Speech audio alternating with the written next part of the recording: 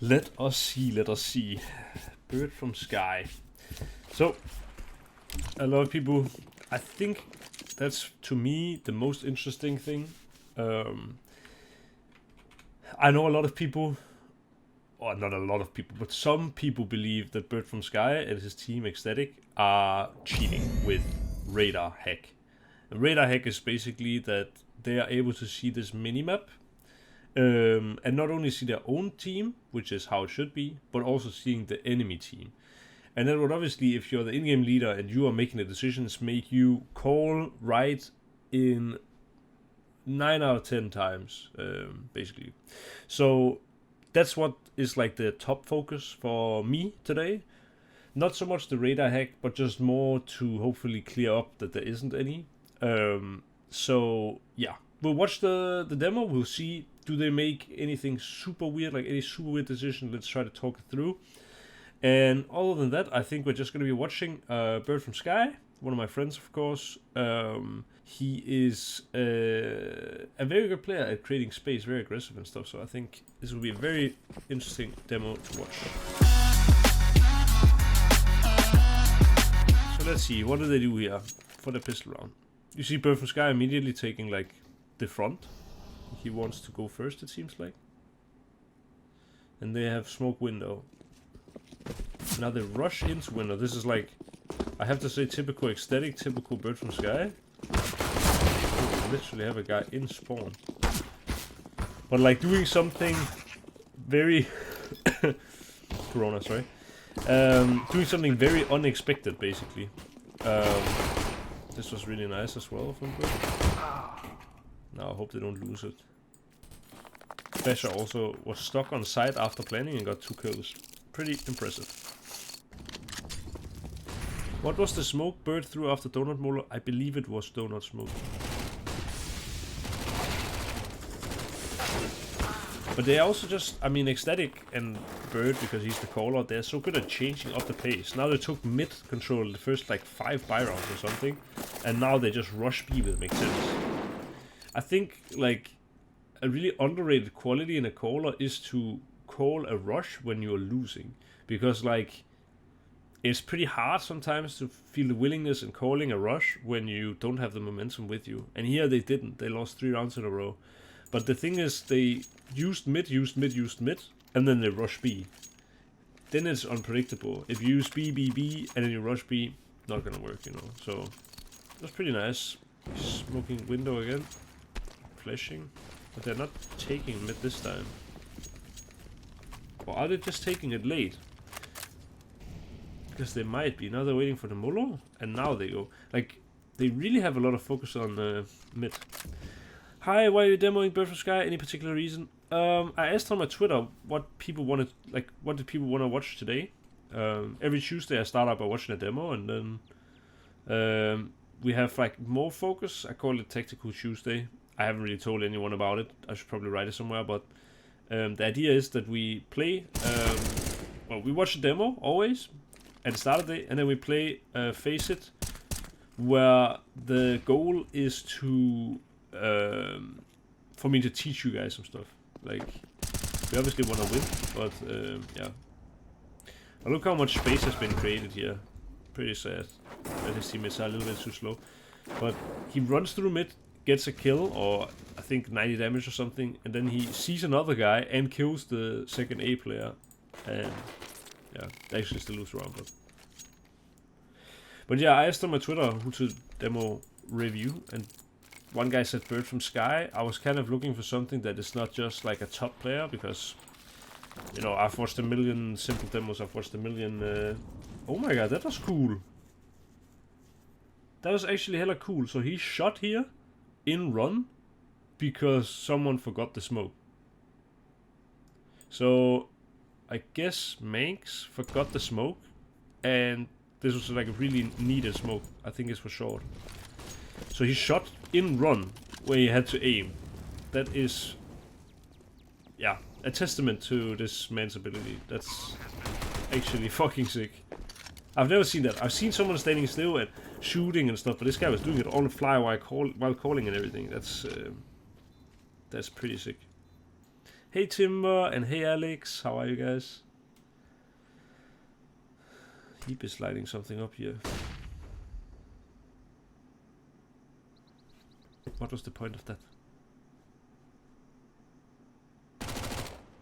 Oh, he thought he saw something. That's like, if he had radar hack, why would he shoot that?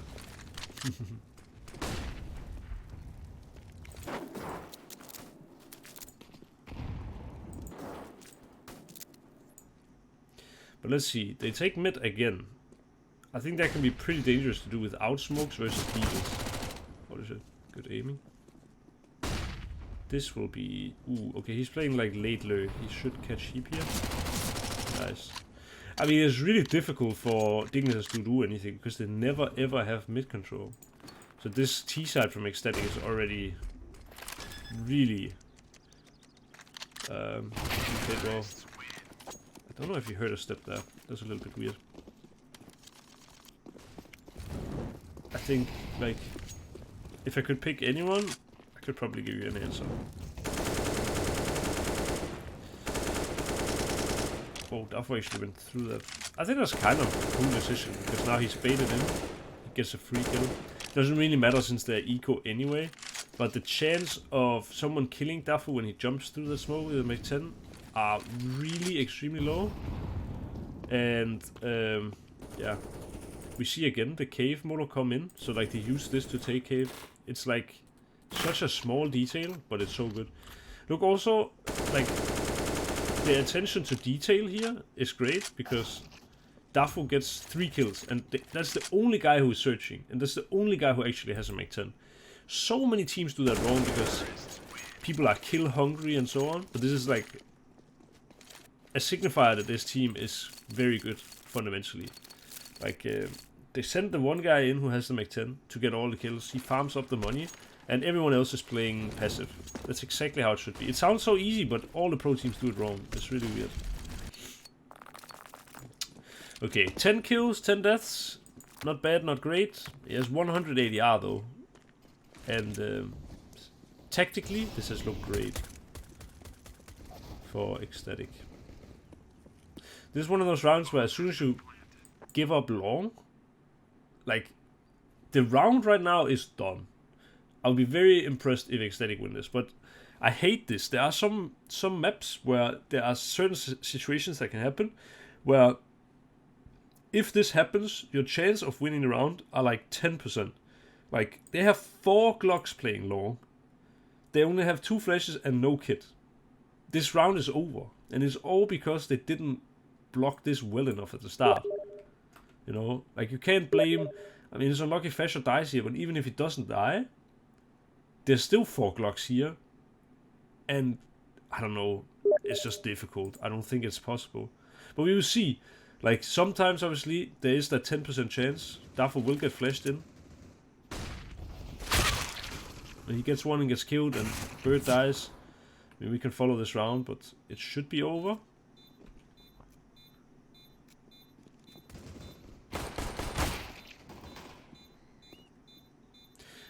I mean, this even came close enough that there was actually a chance. Whoa, first. But, yeah, it's just... I don't know if it's I hate those rounds. It's the same on Inferno. That's why I always get, like, so sort of flustered if I'm rotating to be as long player and my short player starts playing long. Because if he's playing long and a small pit smoke comes in, it doesn't matter if they go short or abs, the round is over. It's just, we've lost, you know? But yeah, not much to do for Mr. Bird from Sky so far in this. Now he's playing double up with Fasher. I mean, you can even see, even in a round like this, Fasher has like second contact, right? So if they come in, Bird is setting Fasher up for a multi-kill. Oh. As you can see, he's setting him up for a multi-kill. Wow. Maybe he does have red hike. That's joke, guys. So let's see, what does Bird even play? I think he plays banana. He's going down banana now. That's nice from Hall Cirque. He read the play. So I don't know if it's an anti-strat or if it's a read in this specific round. But Bird molo deep, and then he got Fasher, so Dion, to molo late to push down banana, and Holzerk read that play. So he molotoved them off when the first molo was fading, so he couldn't make a play, and then he flashed even for his mates. It could be anti, but it's also sort of simple enough that it could be a read. This is a great play. This was a beautiful play. So again, there's like a molo, but they peek with the molo. You can see Freiberg shuffling the nades. Bird going out, getting the entry, getting traded by Fasher. This is exactly how Ecstatic wanna play. They wanna make like a play that is unexpected, where Bird can either take some space or get a kill, and then they want Fasher to follow up. This was a perfect Ecstatic round, basically. Exactly how they wanted it to play out. This pro analysis feels so fresh. Yeah, it's nice to look at a team that you don't maybe normally go so deep into. I mean, I have a little bit of... You see again, beautifully coordinated here, right? Like, 2 guys coming down banana with door smoke. These guys are isolated, and they are not interested in playing the tucked in positions, because last time, the molos came in right when the plays were being made. That might have conditioned the T's to play in a little bit more open space, because they're worried that if they tuck in all the way, a molo might come late and then they fight. So here they 4-man push B, and yeah, they just completely win the trades out. Now they can re-smoke the door, which they just did, I think. And now Fasher even picks up a new smoke so he can re-smoke it. But now as well, this is also like picture perfect Ecstatic. You will see this a lot. They go and fight for map control, they win it, they smoke it off, and then look, they completely leave it. So like, they are not afraid, especially Bird is not afraid of calling based on reads. Like, he sometimes calls some insane shit. And that's probably why people think that they might be radar hacking and stuff. Because, I mean, logically, this just makes sense. You won the space, you smoked off the door. One way could be to sit and keep it, you know. But now, look at number... Who is it? Number 3? I think it's Forrest. Like, he's fully chilling outside B because he doesn't want to take this space alone. And his teammates, they also now have to take space alone. If they would have kept re-smoking here and stuff, then, I mean, Forrest would just be waiting out the smokes anyway. Now he's taking the space. There's like 27 seconds. And the CTs can be literally everywhere. Now they have a heavy A stack, so if they actually went to A, which is the read here from Ecstatic, it would be so good. That's the only thing, though, about giving up the space, is that now Dignus has actually made the right decision, and they didn't play into the stack, but they are making, like, they're wasting so much time that, yeah. This came down to the last second, and if they had just a Molotov or something, the round would be over. But it is, you know, it is a big read, or like a big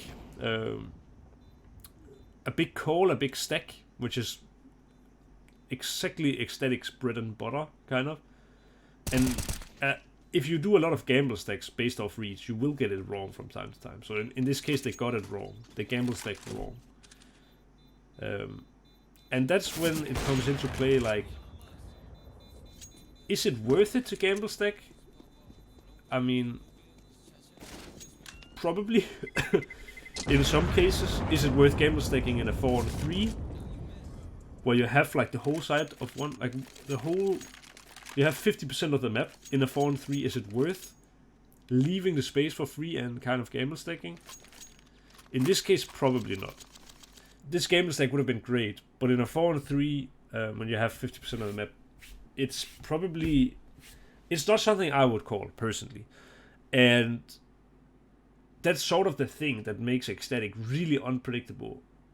But that's not necessarily a bad thing. Like, obviously here they lose the round. So if you look at just this round in isolation, it's a bad thing. But I know that Bird has a really good read of the game, and he does get these right a lot. So like, yeah, I mean, might not even be his call in this case, but I think it was. And yeah, it's just it makes Ecstatic extremely unpredictable, which is why they're so hard to play against. Like, each player, man for man, in terms of fundamentals, I think on this team is, yeah, rivaling a lot of top 20 teams, honestly. Top 15 maybe. Maybe even top 10. Maybe not in terms of like actual fundamentals, so you could pick this guy out and put him in another team and he would just bring it there. But in terms of like fundamentals when they play with each other, it's, I think, one of the most fundamentally gifted teams, yeah, in the world right now. When I watch them play, they almost never overstep, and if a guy gets a kill, he almost always like falls back, holds an angle, waiting for the repush, and gets it and stuff. They really maximize, like, how can I say it? It's like they are not the most talented team in the world, honestly, but they maximize their talent and their potential because they play so fundamentally good CS, and everyone just takes such good decisions. So like as a team, they are really unpredictable, but as individuals, they are sort of very predictable. That's actually the best explanation, I think. And now again they do this double B push, but they don't know it because Bird just gets the kill. So now they have all the space again, and they need to rotate fast, but they know mid could have lurked, and he did, that's Lecro. So they also can't run on the rotation, which is a little bit messed up. Oh my god. Oh my god. You see, this is what I mean. As a team, the fundamentals are incredible. Dafo crossed this without running. You know? And he could have just walked into A and gotten into a better position. He walks back to fake running so that Lecro comes out. Like, but again, like, as a team, yeah, I mean, just every player is just making so good decisions. This is such a smart play. I mean, I don't know. If I saw this at a major, I would freak the fuck out, you know? This is literally top tier Counter-Strike. Can Ecstatic get better if they cut the IGL and get MSL? No. I mean, I'm gonna just say that straight up. I think MSL is a good leader. Actually, I've never played with him. I don't really know much about him. But Bird from Sky is a breath of fresh air in CS. Like, he has a very unique approach to the game. And I think it's actually because he's sort of like a scammer. He's like, and bear with me here. He's sort of like a scammer because he's like, I talked to him, and when he was playing in Lyngby, like, he played professionally in the sense that he played at a decent level. He had actually a salary and stuff, but, you know, it was not that amazing what he and his teams achieved in Lyngby. And he was professional in Heroes of New Earth. So he's like a fucking scammer. Like, he doesn't have a CS brain, and he hasn't played with someone with a lot of experience. So the things he knows, he just created. Like, there's like a rule book of CS, it's over here, and he just never even looked at it. And then he just was like, I don't know, I'm gonna fucking write my own. And I don't know, I think it's fucking cool. I've learned a ton of things. I could even go on a server after this and show you like 2 or 3 things that I've learned from Bird from Sky that are like so confusing, but that actually makes sense. Like, it was so kind of out of the ordinary that because I didn't really know who he was, and I didn't have maybe so much I had respect for him as a person and as a player, of course, but for his feedback and for his sort of things that he explained, or like if he brought it out a new round at the start of Lyngby, I would be like, okay, this sounds too crazy. Let's not do this, you know? Because I didn't know who he was, and I assumed that he's saying these crazy things because, I mean, most crazy things just don't work, because otherwise teams would have done them. That's basically it. And so, yeah, after a while, I realized, holy shit, these crazy things he keeps talking about, they actually make sense. I want to go on I'm going to show you 2 things that actually make perfect sense that I have from Bird from Sky. I hope I don't leak too much of his fucking playbook here, but I don't know. This is from over a year ago, so or like one round that Ecstatic played, or just, yeah, plays or played. We did it in Lyngby, so like, we had one guy smoking Monster. I believe it was like this. One guy smoking Monster, right? Then we had one guy coming over and doing like this Molo. I don't even know the exact lineup. Does that land? Yeah, that kind of landed. And then they rotated. Like I'm talking from Lyngby times now, right? We had 2 guys going close Monster. And then we had me, I think, holding like this or something. And then we had a 4th guy in water or something. And then we had a guy heaven. Something ridiculous like that. It sounds crazy. So we had all 5 B at the start of the round.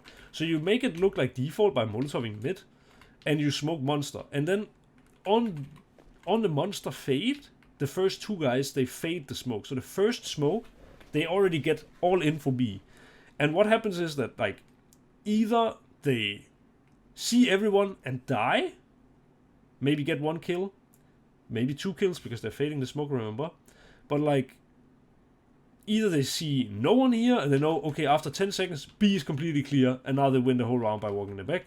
Or they see everyone is B, and if that happens, they try to get a kill, because it's pretty unlikely, like, no one expects people to sit and fade the first smoke. And then if they die, the idea is that then you have the orb in the perfect position for multi-kill. You have like 1 water and 1 heaven who can also jump water. And what you're planning is that the T's then kill 2 B players. And they're thinking like, oh, let's run in with no flashes. And then they run in with no flashes. And there's 3 guys here just destroying them completely. Like, when you think about it, it sounds... Well, at least the first time I heard it, I thought it sounded stupid. But like, on Overpass A, you take space so slow as a T. It's really rare that people just rush aside. And even if they rush completely on A long, for example, like, they can be probably here when the first smoke fades. And then you clear all of B, and then you start moving back. Is the round still lost? Yeah, but that's only in the one specific case where this one guy has just rushed A long the whole way. If they just even are like 5 to 10 seconds slower at rushing A, you will be there in time, and you will have all in for B, and you have full nades and everything. It's like so fucked up. It's really smart.